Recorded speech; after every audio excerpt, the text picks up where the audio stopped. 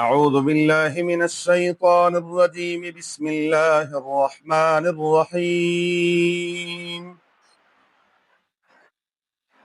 ألف لام را تلك آيات الكتاب المبين إنا أنزلناه قرآنا عربيا لعلكم تعقلون نحن نقص عليك أحسن القصص بما أوحينا إليك هذا القرآن وَإِن كُنتَ مِن قَبْلِهِ لَمِنَ الْغَافِلِينَ الف لام را تلک آیات الکتاب المبین، یہ آیات ہیں کھلی کتاب کی۔ انا انزلناہ قرآنا عربیا، بے شک اس کو ہم نے اتارا قرآن مجید عربی زبان میں، لعلکم تعقلون، تاکہ تم کچھ سمجھو۔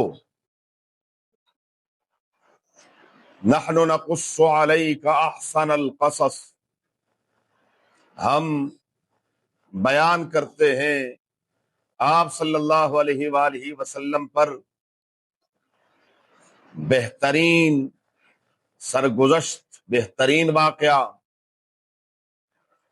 بما اوحینا الیک ھذا القرآن، اس وجہ سے ہم نے اس قرآن کریم کی وحی کی آپ صلی اللہ علیہ وآلہ وسلم کی طرف۔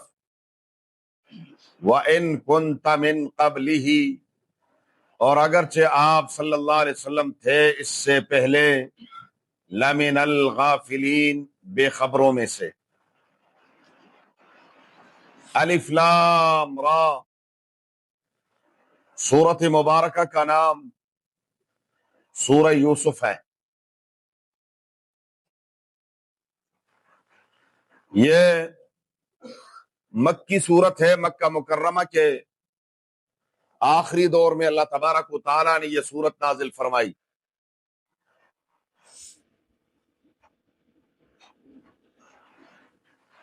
اس سے پہلے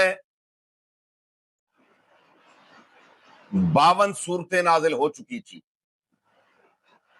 نزول کے اعتبار سے اس سورت کا نمبر ہے 53۔ مصحف جو ترتیب ہے کتاب کی، قرآن مجید کی جو ہمارے سامنے ترتیب ہے، اس کو ترتیب مصحفی کہتے ہیں۔ اس اعتبار سے سورت کا نمبر ہے 12۔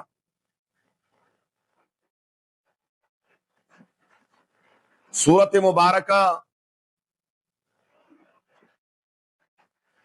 اس کے ابتداء میں حروف مقطعات ہیں۔ حروف مقطعات ان حروف کو کہتے ہیں جو الگ الگ پڑھے جاتے ہیں۔ الف لام را، الف لام میم،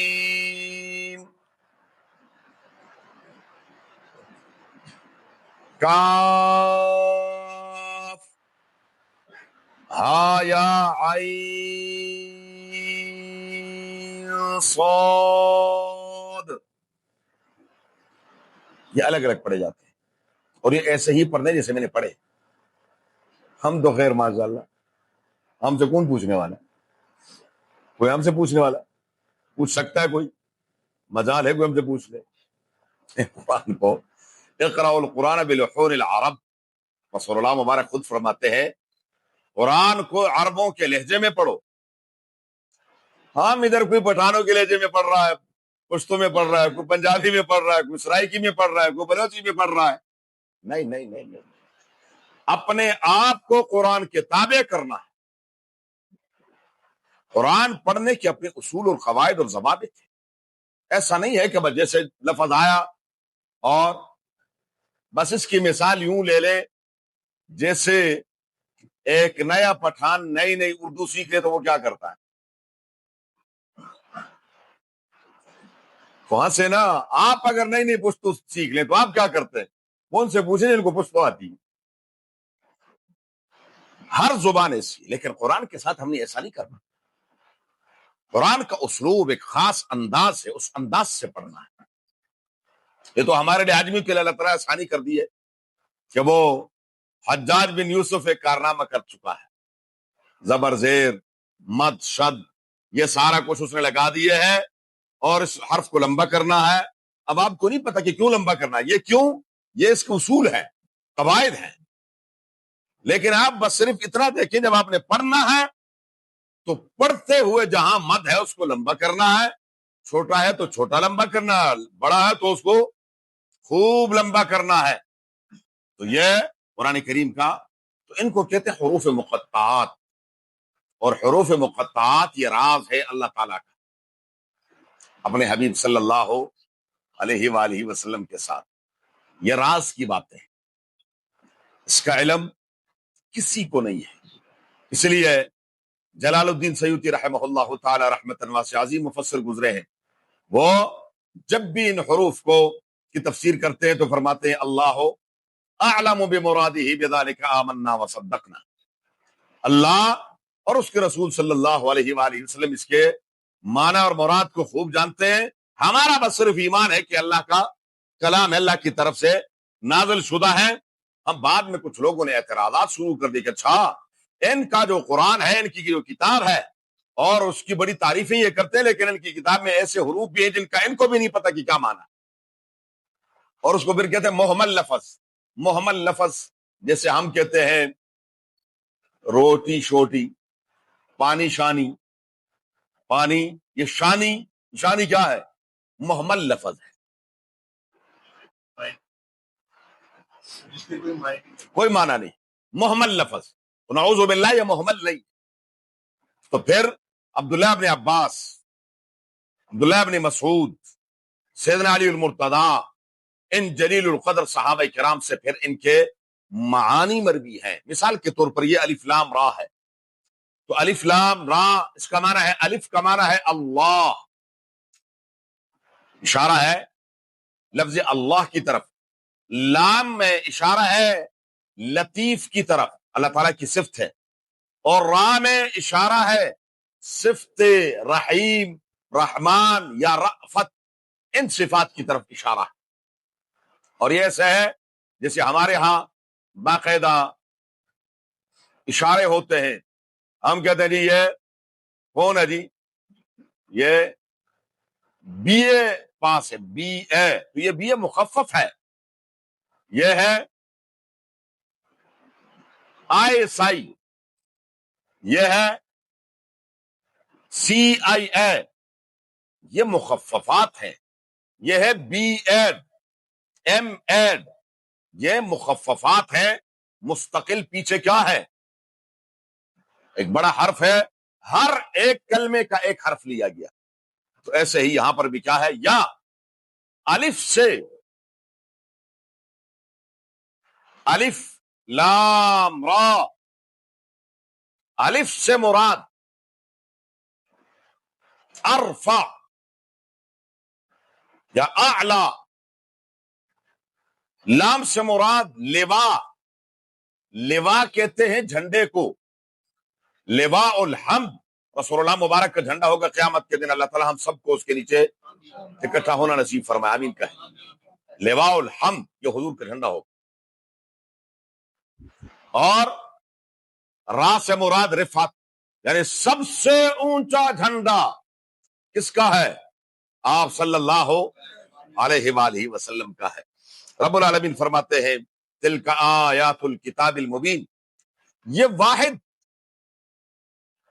واقعہ ہے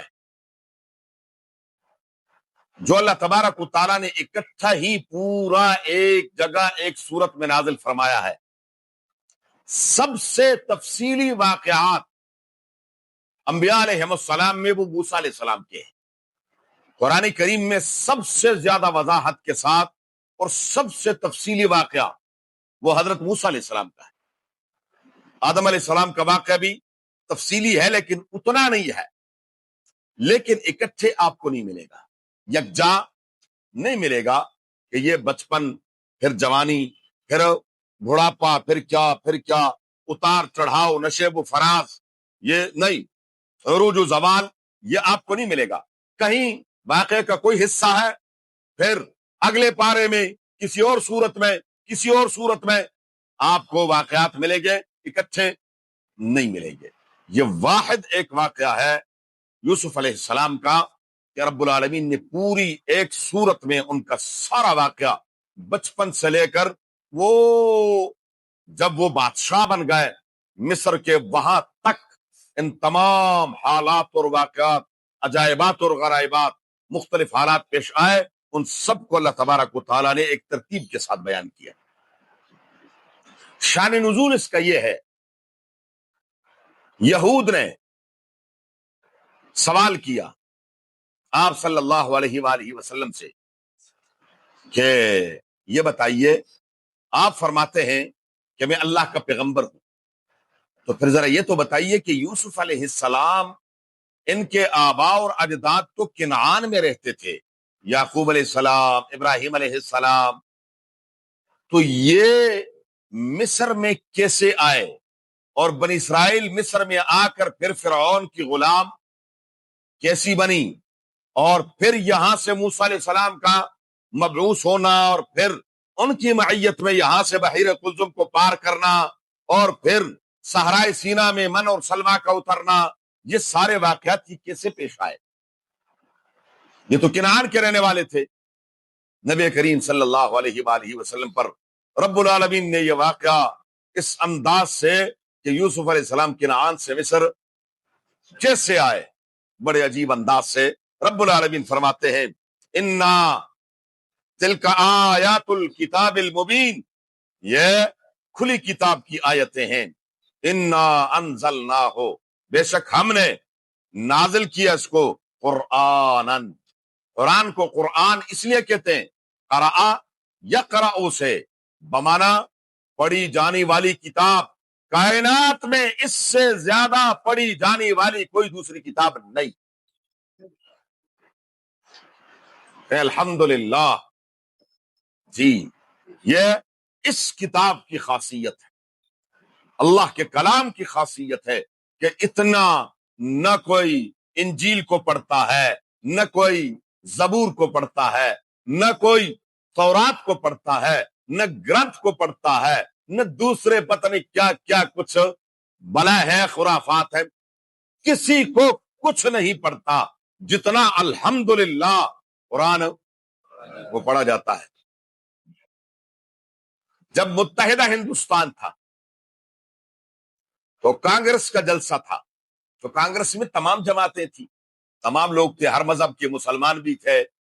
کانگریس میں ہندوؤں کی اکثریت تھی، اور کانگریس کے اندر عیسائی بھی تھے، کانگریس کے اندر پارسی بھی تھے، کانگریس کے اندر ہی سکھ بھی تھے. اب جلسہ تھا تو وہاں جلسے سے پہلے میٹنگ ہوئی کہ جی کیا ترتیب ہوگی، کون کون سے مقررین ہوں گے، کیسے ابتدا کریں گے. مولانا ابوالکلام آزاد رحمہ اللہ تعالی رحمت واسعہ نے فرمایا کہ قرآن کی تلاوت ہوگی، پھر اس کے بعد سلسلہ چلے گا. تو ادھر گرو بھی بیٹھا ہوا تھا گاندھی، اس نے کہا قرآن ہی کی کیوں، ہندو بھی تو ہے، سکھ بھی تو ہے. حضرت نے عجیب جملہ فرمایا، اللہ ان کی خبر پر کروڑا رحمت نازل فرمایا ہاں کوئی مسئلہ نہیں ہے، کوئی ایسی بات نہیں ہے. پہلے قرآن کا میں قاری کو بلاؤں گا، جو حافظ قرآن ہوگا وہ قرآن پڑھے گا، پھر اس کے بعد آپ میں سے جو اگر کوئی آپ کی گرنتھ کا حافظ ہوگا تو میں اس کو ضرور دعوت دوں گا. اب حافظ لائے کہاں سے، حافظ لائے کہاں سے، کون ہے حافظ؟ کیا اللہ نے دماغ دیا تھا ان لوگوں کو. اور فرمایا کوئی مسئلہ نہیں ہے، ہاں ہاں بالکل گاندھی جی آپ کی بات پر عمل ہوگا، سب کو میں موقع دوں گا. اب جب جلسہ شروع ہوا، حضرت قاری صاحب کو آواز دی, ان کو دعوت دی, انہوں نے جس لے میں قرآن پڑھا, سب یوں ہو گئے جیسے ان کو سانپ سونگ گیا ہو. کون تھا پھر آ کر قرآن کے مقابلے میں کوئی تلاوت کرنے والا؟ یہ قرآن ہے. یہ کیا ہے؟ قرآن ہے. خدا گواہ ہے, جتنی یہ عظیم و شان کتاب ہے اتنی مظلوم ترین کتاب. جی ہم نے کوئی, ہمارے پاس آج سب کچھ کے لیے وقت ہے, لیکن قرآن کے لیے نہیں ہے. قرآن کا دیدار کیا کرے قرآن کا. اور میں ہمیشہ کہتا ہوں, اللہ والو, خدا کے لیے یہ اتنے افراد بیٹھے ہوئے ہو, ہم تبرکات کے پیچھے پڑے رہتے ہیں. یہ تبرک تبرک تبرک تبرک, واللہ العظیم اس سے بڑا تبرک کوئی نہیں. اس سے بڑا بھی کوئی تبرک ہے؟ ہاں, کلام اللہ, ان حروف کو جو میں اور آپ دیکھ رہے پڑھ رہے ہیں, ان کو حضور نے پڑھا ہے, ان کو حضور نے دیکھا ہے, ان کو حضور نے ہاتھ لگایا ہے. اس سے بڑھ کر اور کیا تبرک ہو سکتا؟ کائنات میں کوئی اور چیز ایسی ہے جس کو حضور نے دیکھا؟ بتائیں. بیت اللہ شریف کی بھی تعمیر ہو چکی. بیت اللہ شریف کا, بلکہ غلاف کعبہ تو ہر سال کیا ہے, یہ وہ غلاف کعبہ جس کو حضور نے دیکھا ہے. ہاں, مکہ مکرمہ کی جتنے عمارتیں یہ ساری وہ ہے جو حضور نے دیکھی ہے. مدینہ منورہ مسجد نبوی وہ ہے جو حضور نے دیکھی ہے. ہاں, جہاں پر حضور کی نظر لگی ہو. ہاں, ان حروف پر, ان حروف کو رسول اللہ مبارک نے کیا کیا؟ ہاں, بس یہ دو چیزیں بڑی متبرک ہیں, یاد رکھنا. ایک تو کلام اللہ ہے, ایک اس میں تو کوئی شک ہی نہیں ہے, اس کا تو مقابلہ ہی کوئی نہیں ہے. اور ایک یہ جو زمزم ہے نا, زمزم, اس کا بڑا خیال رکھا کرے. کچھ لوگ وہاں میں نے دیکھا اور یہاں پر بھی دیکھا ہے, کچھ لوگ وضو کر رہے ہوتے ہیں, کچھ لوگ کیا کرتے ہیں, اگر کسی کو اللہ نہ کرے کوئی تکلیف وغیرہ ہے, بیماری کی وجہ سے وہ اگر اپنے سر پر پانی ڈال لیتا ہے یا کچھ کرتا ہے, لیکن بہرحال دل مانتا نہیں ہے. کیوں؟ حدیث شریف میں آتا ہے, نبی کریم صلی اللہ علیہ وآلہ وسلم نے جب طواف زیارت کیا اور تشریف لائے, فرمایا زمزم لاؤ. زمزم حضور نے پیا, کلی کر کے پھر اسی گلاس میں فرمایا سارا اس میں واپس کر دو, قیامت تک آنے والا میرا ہر امتی میرا جھوٹا پیے. یہ عام پانی نہیں ہے, یہ عام پانی نہیں ہے, اس میں رسول اللہ مبارک کا پسخوردہ شامل ہے. جی, اس لیے بڑا احتیاط کیا کریں. تو اگر تبرکات ہوں ایسے, اس سے بڑی تبرک کوئی چیز نہیں ہے. بہرحال ہمیں تو بس کیا ہے, اس کا مسئلہ ہے جی حلیم شریف کے بغیر گزارا نہیں ہے, کیونکہ اس کے وہ کھانے پینے والی چیز ہے.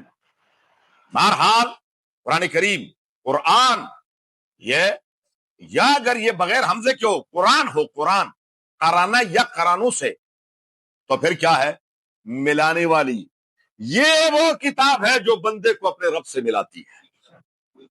یہ وہ کلام اللہ ہے, اللہ کا یہ وہ کتاب ہے جو بھائی بھائی کو, خاندان کو, انسانوں کو آپس میں جوڑتے ہیں, ملاتی ہے یہ کتاب جب اس پر عمل کریں گے. صرف یہ نہیں ہے, اگر بہترین دوائی ہو اور سٹور میں پڑی ہوئی ہو, رکھی ہوئی ہو, تو کوئی فائدہ ہے؟ ہاں, گھر بھی لے ہے لیکن کیا ہے, اونچی جگہ پر آپ نے کیا کی ہے, ہاں, رکھی ہوئی ہے, کیونکہ قیمتی دوائی ہے. فائدہ ہے؟ فائدہ کب ہے؟ جب استعمال کریں گے, جب اس کلام اللہ کو پڑھیں گے, پھر آپ کو پتہ چلے گا کہ ہاں اس کا کیا ہے, فائدہ کیا ہے.